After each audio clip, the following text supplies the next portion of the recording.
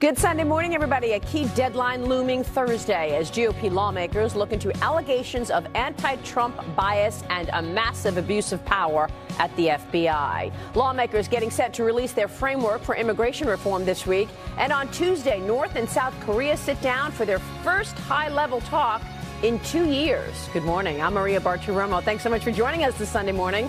This is Sunday Morning Futures.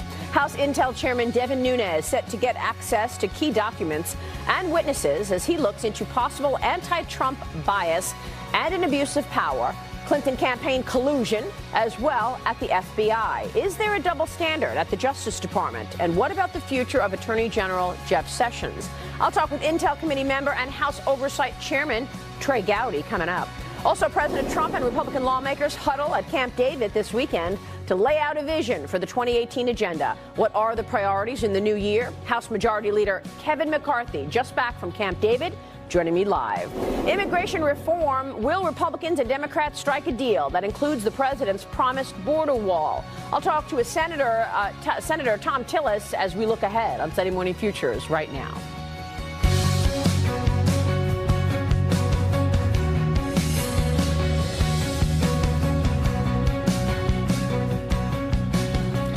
And now this week, the House Intelligence Committee will finally get access to Justice Department documents regarding the Russia investigation.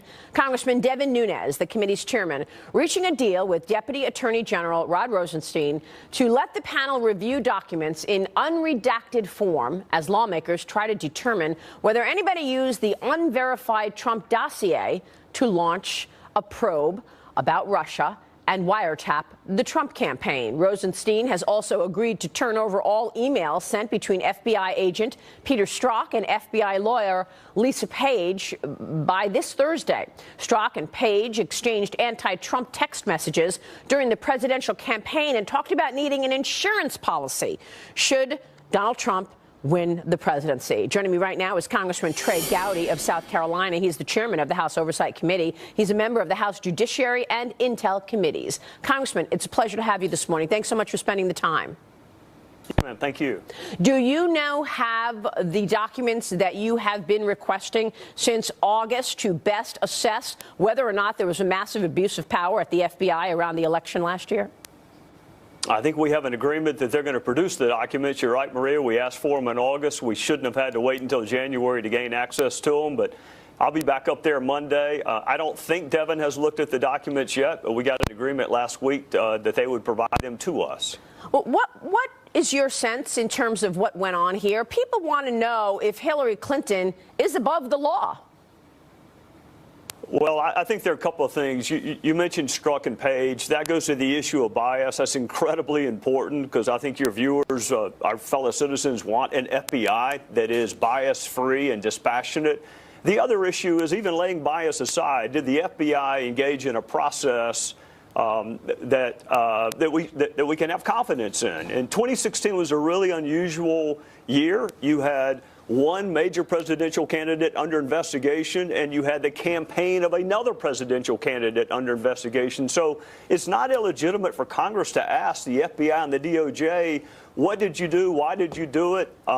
So we can understand the process. That is separate and apart from the bias evidenced by at least 2 FBI agents. So where does this lead? I mean, you've been stonewalled since August. You're finally getting documents last week and this week that you've been asking for since August. We know, for example, when you look at the Hillary Clinton side of things, her IT manager, Brian Pagliano, initially said he never deleted anything to the FBI. He told the FBI, I didn't delete anything. Then apparently has an aha moment that says, oh, wait, yes, I did delete emails from Hillary Clinton after we know that those emails were actually recovered, and he gets immunity. So he gets immunity despite the fact that he lied to the FBI, deleted emails, and didn't tell anybody that there were these emails that existed. Well, there were several immunity agreements in the Clinton email investigation, and that's actually what House Judiciary and Oversight are doing together. We're not looking at Russia. That's House Intel Committee. But Judiciary and Oversight are looking at all the things that led up to Russia and whether or not the FBI and the Department of Justice handled this like they would any other case. And Maria, quite frankly, I think the DOJ and the FBI would admit to you that they did things in this case that they had never done in any other one. Now, that doesn't necessarily mean a sinister or nefarious motive. It could just mean this was a really unusual fact pattern. But it's not illegitimate for us to ask. And I have been frankly stunned at how little curiosity my Democrat colleagues and how little curiosity some elements of the mainstream media have in the decisions that our nation's chief law enforcement agency and top prosecutors have made. It's all, this time last year, Democrats wanted Comey prosecuted. Remember that? Yes. Harry Reid wanted him prosecuted. They were furious with the FBI. And now when we have a chance to go back and better understand the decisions they made and didn't make, there's a total lack of curiosity on behalf of my Democrat colleagues, which I just find stunning. Even though we know that Jim Comey leaked confidential information with the whole intention of getting it out to the New York Times and getting a special prosecutor in place. And that is just one of many questions I would like to ask former Director Comey. When you wanted special counsel with President Trump, you leaked things to the media. How about when Loretta Lynch asked you to refer to it as a matter and not an investigation? How about the meeting on the tarmac? How about the real reason that you took this decision away from the Department of Justice and made it yourself in a really unprecedented press conference on July the 5th? You didn't leak that to the media, and you didn't ask for a special counsel or special prosecutor back in 2016. So I get that Jim Comey had to make a lot of hard decisions. He seemed to make them differently depending on who was in power, and that's just one of many questions I think members of Congress still have for the former director. Will you ask these questions of the former director? What does it look like in terms of who you will be questioning in the months ahead? Well, we had Andy McCabe for a long time. The last week we were there. Obviously, we want to talk to Special Agent Strzok. Obviously, we want to talk to Jim Baker, who was the general counsel for the FBI. And of course, you want to talk to Jim Comey. My preference is to save the bigger witnesses for the end. We need to talk to everyone who was involved in the drafting of this exoneration memo in May of 2016. I mean, think about that for a second, Maria. You are drafting an exoneration memo before you have interviewed 24 witnesses and before you've interviewed the target of the investigation. That's right. I want to talk to Comey, but I want to talk to him towards the end. Not only that, but Peter Strzok, when he was texting his girlfriend, Lisa Page, said that we need an insurance policy in place. Now, Congressman, we have been hearing bits and pieces of this so-called Russia probe, so-called collusion between Trump and the Russians with absolutely zero evidence. Is that the insurance policy? Was Peter Strzok basically saying to his mistress, look, we're just going to keep investigating Donald Trump should he win?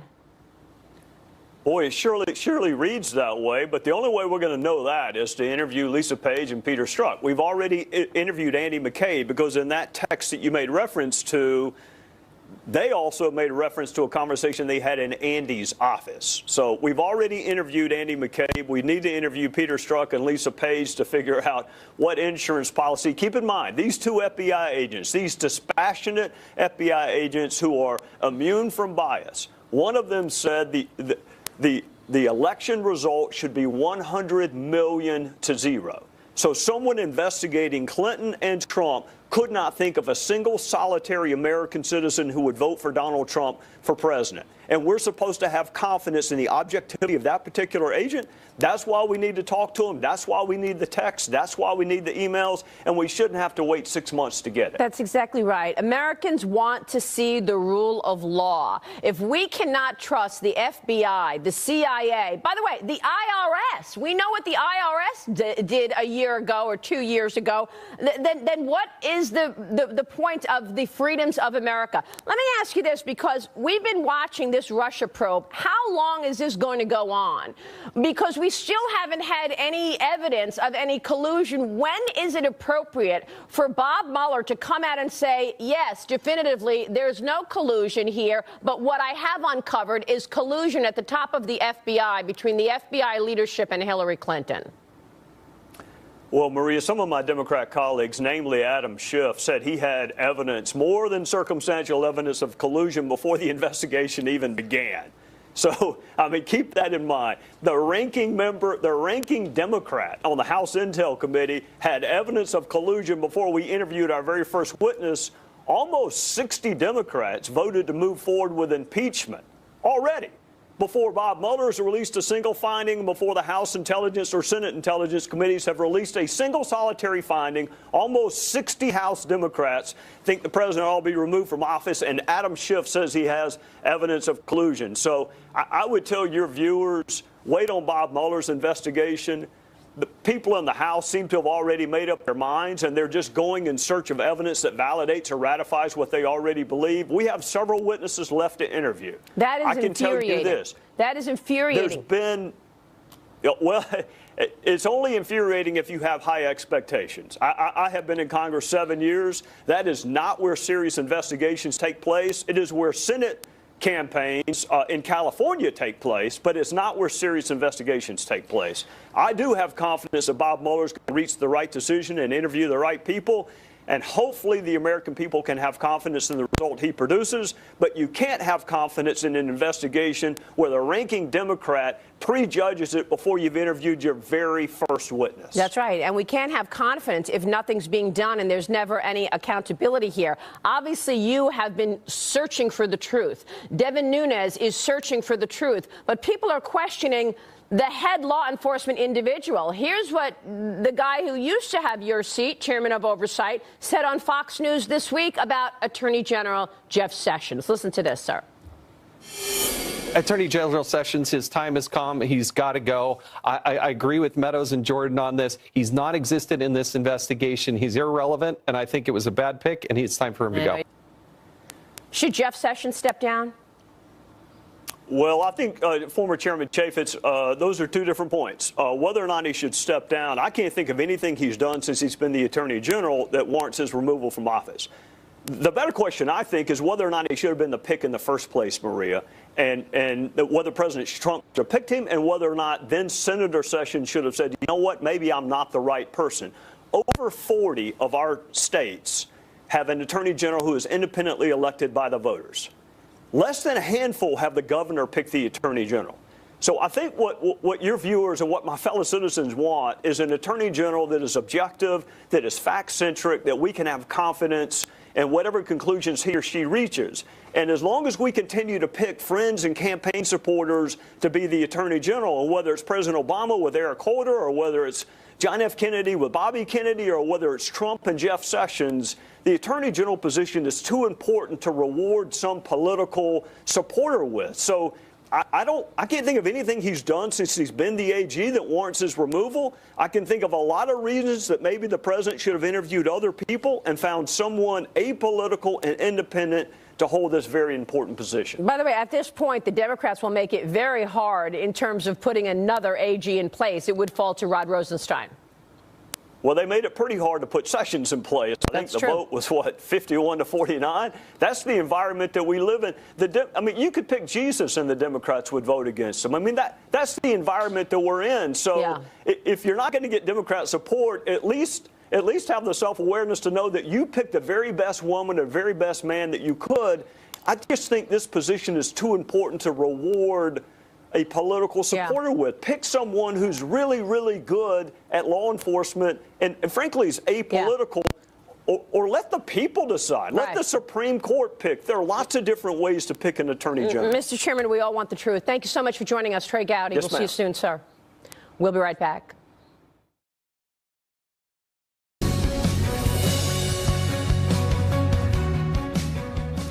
Welcome back. North and South Korea set to hold high-level talks this upcoming Tuesday. For the first time in more than 2 years, the two rivals aim to improve relations ahead of next month's Winter Olympics in South Korea. Jack Keane is a retired four-star general, a Fox News military analyst. He is chairman of the Institute for the Study of War. General, it's great to see you. Thanks so much for joining us this morning. Yeah, good to be here, Marie. How extraordinary is this meeting between the South and the North? Well, it's not all that extraordinary. I mean, they haven't talked in 2 years, but we have actually talked to the North Koreans a number of times, and not certainly during this administration. But the reality is the North Koreans have always used negotiations to advance their technology program. It was during negotiations back in 2005, the so-called Six Power Talks, that they actually acquired nuclear weapons. So this administration is very clear-eyed about what's happening here, that North Korea is feeling maximum pressure, which is the policy defined by the administration. The economic sanctions are finally starting to take hold. Gas stations are indeed closing. Others have long lines. There's evidence of serious malnutrition and economic starvation on the people of North Korea. So there's pressure being felt for certain, and that's likely part of the motivation here. So do you read into this as the North doing anything differently as a result of the Trump administration's approach? Yes, I do. I mean, I think this could possibly lead to the next step. And I think it's worth exploring. I mean, after all, the Trump administration maintains that diplomatic effort is their main effort. Right. And that really means getting allies and others like China to shut down trade. But I think there is an issue that's worth exploring if we can get to that level of negotiation.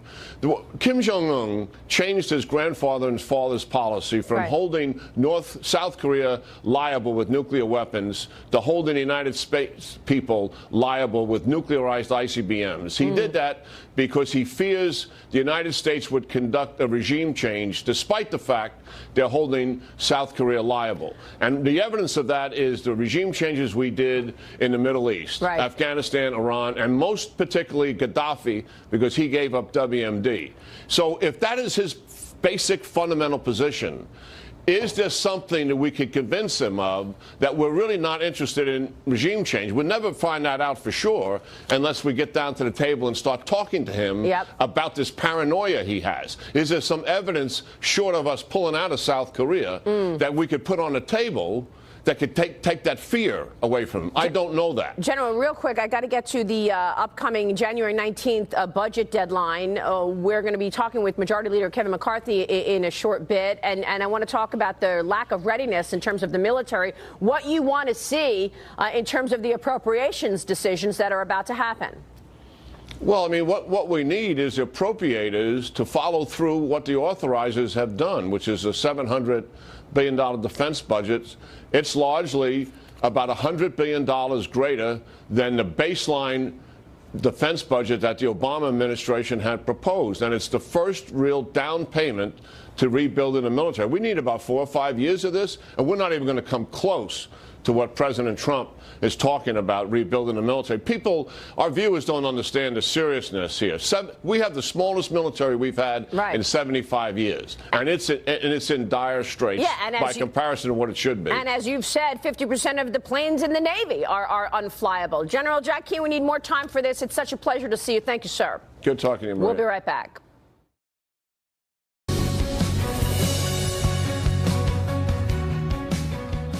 Welcome back. Senate Republicans could present their immigration outline as early as Tuesday this week. The plan calls for a boost in border security and provides a solution for DACA. But President Trump says no DACA deal without the border wall funding. He's asking Congress for $18 billion to build that wall. My next guest met with President Trump last week, along with other senators, to talk about immigration. He joins me now. He is Senator Tom Tillis of North Carolina, a member of the Senate Judiciary Committee. Sir, good to have you on the program. Thanks so much for joining us. Great to be back. What are you expecting this upcoming week? Do you think the president will agree to a deal for those dreamers, but also get that $18 billion to build the wall? Well, I think we can get a deal with Democrats and Republicans who are willing to recognize that we need to solve the DACA population and we need to secure the border. The president's request for $18 billion is something that they don't need all up front, but they need the authorities and some of the baseline appropriations so that we can honestly say to the American people, we are going to secure our border. Well, the president has been very clear about chain migration. He's also been very clear about the visa lottery system, wanting it to go away. Where do you stand on that? I think that those are all things that we need to accomplish. Now, the question is, we've got an immigration system here that's broken. The first phase that we're trying to fix is the DACA population and producing truly a secure border. After we get this first piece of legislation done, there's a lot more to do on immigration reform. I'd like to get a lot of it on the front end, particularly as it relates to chain migration. But then we're going to have to move on to visa reform immediately after we succeed on this. And I think that we can be successful in advance of the March 5th deadline. deadline. But what about the January 19th deadline? I mean, why would the Democrats agree to anything knowing that that will just further this president's agenda? And they've been obstructionists the entire first year. Well, I think that my friend Senator Durbin, who's been working on the DREAM Act for 16 years, who worked on it for 8 years that Obama was in office and they couldn't produce an outcome, even when they had supermajorities, needs to recognize it's time, if you're sincerely interested in solving this problem, to check the extreme positions at the door and solve the problem. We can provide certainty to the DACA population. We can secure the border. When Senator Obama and Senator Clinton were in the Senate, they voted for strong border security measures. Let's stop making this a polarizing issue and recognize that it's foundational to providing certainty to the DACA population. But isn't it true that the Democrats are probably okay with the government shutting down under this president? Well, I think that if they do that, what they're doing is poisoning the well for any kind of certainty for the population that they say that they're concerned with. At the end of the day, I think it's more of a negotiating tactic. I'd be curious to see why Senator Durbin, back in the Obama administration, didn't threaten a shutdown and solve this problem in the 8 years that he could have then. So to me, it feels more like political positioning and less like a threat that they'll follow through on. Well, it certainly feels like political positioning for sure, but the president keeps repeating no DACA deal without the border wall. Well, we had a great meeting with the president on Thursday, and I complimented him for his leadership, and I really encouraged him to remain steadfast in his position. Look, there's a compelling humanitarian reason for securing the border. Thousands of people died trying to cross the border. Hundreds of thousands of people have been poisoned by the drugs coming across the border. We need to secure that and recognize the compelling humanitarian reason for doing it at the same time that we're trying to come up with a humanitarian, compassionate solution for the DACA population. So what is the response from the other side in terms of securing those borders?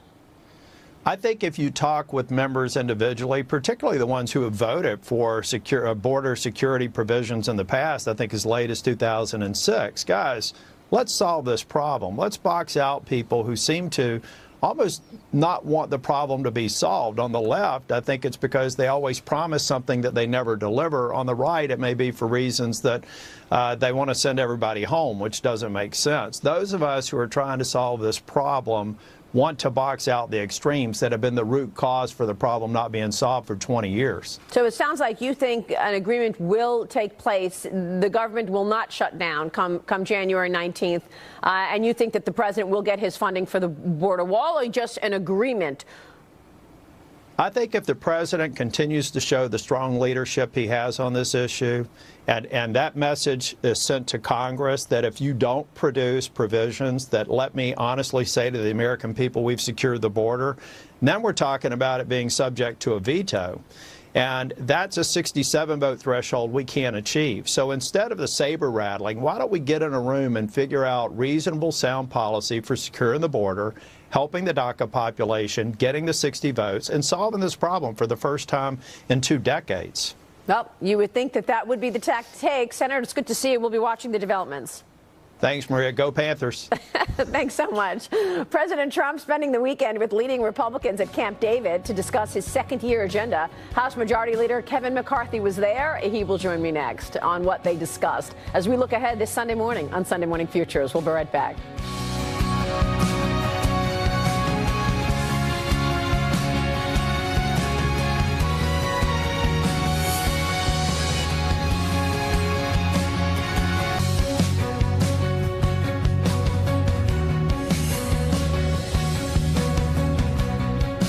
Welcome back. President Trump hashing out his 2018 agenda over the weekend at Camp David with Republican leaders in the House and Senate, top White House aides, and select cabinet members. Our next guest was there. California Congressman, House Majority Leader Kevin McCarthy joins me right now. Congressman, it's good to see you again. Thanks so much for joining us. Oh, thanks for having me back. What do you feel you accomplished this weekend? Well, I felt it was a very productive meeting of all the different topics we talked upon. But what we started with, how do we build on how we finished in 2017 and make 2018 even better? And take one moment and think about what happened in 2017. The reforming of the VA. We've got the Dow Jones at new records. But most importantly, look at the tax package that we passed. These tax cuts. Now more than 1 million Americans got a bonus because of those tax cuts. And you know how cold it is out and our energy bills are going to go up. But I look today, Baltimore Gas and Electric is going to lower their rates. They're passing on $82 million they got in that tax cut to lower their rates for all their customers. So not only your bills are going down, but starting next month, you're going to get more in your paychecks. That is a great way to end and build upon. You got reg reform. So now we're looking at infrastructure, rebuilding America, the military. We've gone cut so far under the Obama administration, as you saw from your earlier guest. We need to rebuild our military to make sure we're strong and make the world safe. We're looking at the opioid epidemic around, how to deal with that. We've got unemployment at a 17-year low. The last time the Bills were in the playoffs were 17 years ago, and now we got unemployment that low. So we've got to find ways to get people in job training back into the workforce. We're looking at areas to do that as well. So we've got a big agenda in 2018. But before all of that, you've got a big deadline coming up later this month, January 19th. Can you walk us through what's most important in terms of the appropriations that you're about to make? Well, the real difficulty is how we had on some of the votes at the very end. You had the minority leader, Nancy Pelosi, whipping her members to vote against funding a government just for 2 weeks. And it's all over DACA. Now, DACA doesn't have to be dealt with till March, but I'll be in that Tuesday bipartisan meeting with the president. We want to solve this problem, but most importantly, we don't want to have to deal with this problem in the future. So you've got to have border security. You got to deal with chain migration, and it's a place that everybody could find common ground and solve. We need a budget agreement so we can fund the military. And in funding that military, we have to rebuild it. And that's really how we started our second day. We had Mike Pompeo from the CIA. We had Secretary of State in there. Then we had Secretary of Defense. General Mattis laying out the threats around the world and what they need to make sure the world stays safe. And America, most importantly, stays safe. And that is why we're working on getting that budget agreement to be able to plus up the military. But the Democrats are holding that hostage. And I think that's a wrong. We should not play with the military at any time with politics. Yeah, so I want to get back to that Tuesday meeting in a moment on immigration. But first, in terms of the military, you just heard General Jack Keane talk about the lack of readiness. Can you categorically say that those budget caps will be lifted in terms of spending on the military come January 19th? Well, yes, because that's what we've been fighting for. And that's what we've been negotiating. That's actually what we passed in the House, in the NDAA, and got the president to sign. Now we have to appropriate what we actually voted for. And if the Democrats would not hold hostage, they've, Nancy Pelosi actually skipped a meeting to go down to the White House, so that was delayed. But now we're back at the table, and I'm very hopeful that we get that done this week. Well, if they just want to obstruct and not see things move forward, are you willing to go to the mat for this and actually allow the government to shut down if you keep seeing this pushback from those like Nancy Pelosi? Look, the only people that are trying to shut down the government is Nancy Pelosi. I watched on the other side of the chamber as she whipped members. Once we got to the vote with enough Republicans at 218, I watched them put their thumb up to release those few Democrats who wanted to vote for it. She's pressuring them, trying to get into a shutdown to blame President Trump, when President Trump is the individual working to build the military and find a solution to our border and to all those that dealing with DACA. So are you expecting them to agree to the $18 billion to build the president's, what he keeps saying, that he wants, the wall? Look, if we don't deal with the security and with chain migration, we will be back before us on a DACA issue in a few years. And that's the wrong thing for America to do. We need to maintain the rule of law, deal with those individuals that were brought here, no fault of their own, but actually have a border security so it does not happen again. You've watched what happened in New York just last month. That's why chain migration is so important, to be able to reform that. And these are things that Democrats have voted for in the past. So I don't know why you would want to hold that up. You'd make America safer. We'd be able to build our military and grow our economy. So in terms of looking at 2018, once you get past the January 19th deadline, what would be your priority beyond that? I mean, you're looking at obviously the midterms come November. So does that change things in terms of what the priority is? No, it doesn't change. Look, after passing tax reform, that was the beginning of America's comeback. Now in 2018, we want to complete America's comeback. So what we're looking at, infrastructure. We want to be able to modernize. We have so many bridges falling apart and others. Building in there. You got an opioid epidemic that's going across this country, to be able to deal with that as well. There's so many issues out in front of us. The workforce. Getting more people back into the workforce only creates the economy stronger. But you have unemployment at some of the lowest levels we ever had in 17 years. And some, for African Americans, the lowest it's ever been. So we're going to have to be able to get a stronger workforce, a better trained, as you've got these new investments after the tax bill passed. You've got more companies coming back to America. This is on an upswing, and we want to make sure we're building the right structure to get it all done correctly. How long before you have a feeling of exactly the impact of the tax package? We're about to get fourth quarter earnings from the corporate sector in a couple of weeks. I'm wondering if you think you'll see an even better economic backdrop later in the year going into November. I mean, you've got estimates out there now for 4% growth for 2018. You got the Fed saying 4%. You know, under President Obama, you never even had 3%. I mean, his highest year was lower than the worst year under Bill Clinton. So we've had a new change, and a lot of that gives credit to President Trump changing the regulatory reform inside America. That saved more than almost $4 billion from passing those CRAs and signing them. And now we're seeing the growth from the tax. I think you're going to continue to see this grow throughout the rest of the year and even beyond. Congressman, we'll be watching. Good to see you, sir. Thanks so much. All right, thank you. Congressman Kevin McCarthy there, the majority leader. President Trump hitting back at a controversial new book, meanwhile, on President Trump and his administration. The panel is up next, talking to me about that book as we look ahead on Sunday Morning Futures. Back in a moment.